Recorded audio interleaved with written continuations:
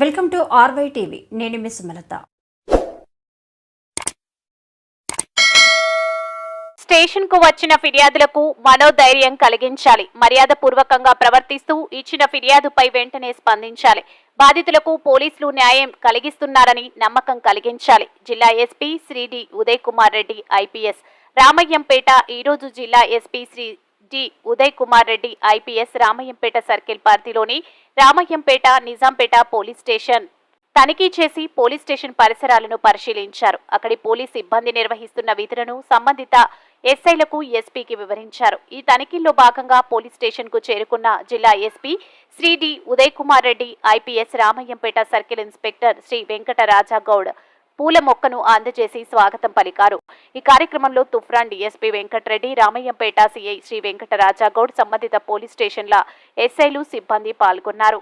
ఈరోజు రామయ్యంపేట సర్కిల్లో Nizampet police station, Ramayampet police station visit చేయడం జరిగింది. ఇది జనరల్గా మేము వచ్చిన రీసెంట్గా ఛార్జ్ తీసుకున్నాం కాబట్టి అన్ని పోలీస్ స్టేషన్ విజిట్ చేసి ఆ ఏరియాలో ఏమేమి సమస్యలు ఉన్నాయి, ఏ రకమైన కేసులు అవుతున్నాయి, ఆ కేసులు వాటి పరిశోధన ఎలా ఉంది, ఇన్వెస్టిగేషన్ ఎంత మటుకు వచ్చింది, దేంట్లో ఇంకా ఛార్జ్ షీట్ వేయలేదు, తర్వాత పోలీస్ స్టేషన్లో ఉన్న సిబ్బంది కూడా ఏం పని చేస్తున్నారు, వాళ్ళ డ్యూటీలు సక్రమంగా చేస్తున్నారు లేదా, రికార్డ్స్ కూడా తనిఖీ చేసి తొందరగా కేసులు పరిష్కరించే దాంట్లో భాగంగా మీటింగ్ పెట్టడం జరిగింది ఇప్పుడు అందరితోటి. తర్వాత నైట్ పెట్రోలింగ్ సిస్టమ్ ఎట్టుంది, బ్లూ కోడ్స్ ఎటు తిరుగుతున్నాయి, ప్రజలు ఏదైనా కంప్లైంట్ పోలీస్ స్టేషన్కి వస్తే ఏ విధంగా స్పందించాలా, ఇవన్నీ కూడా ఇప్పుడు దాకా వాళ్ళతో మాట్లాడి వాళ్ళకి క్లియర్గా ఆదేశాలు జారీ చేయడం జరిగింది. ఇంకోటి ఇప్పుడు మాకు సపరేట్ టీమ్స్ ఉన్నాయి.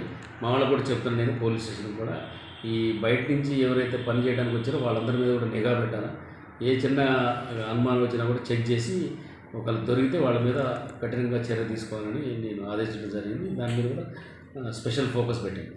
ముఖ్యంగా ఈ స్టూడెంట్స్కి ఎలాంటి అవగాహన కనిపిస్తుంది సార్ ఈ డ్రగ్స్ విషయం?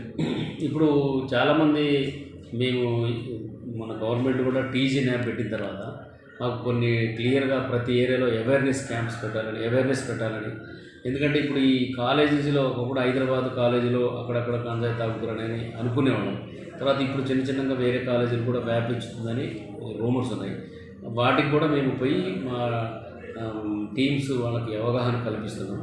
తర్వాత నేను మీ ద్వారా తెలియజేసేది ఏంటంటే చాలామందికి ఇప్పుడు తల్లిదండ్రులకు కూడా వాళ్ళ మీద నిఘా ఉండాలి. వాళ్ళకి కొంతమంది తల్లిదండ్రులు వీళ్ళు ఏదైనా అనుమానం వచ్చినా కూడా చెప్పరు వాళ్ళు, ఎందుకంటే వాళ్ళ పరువు ఎక్కడ పోద్దు బయటకు అని చెప్పరు.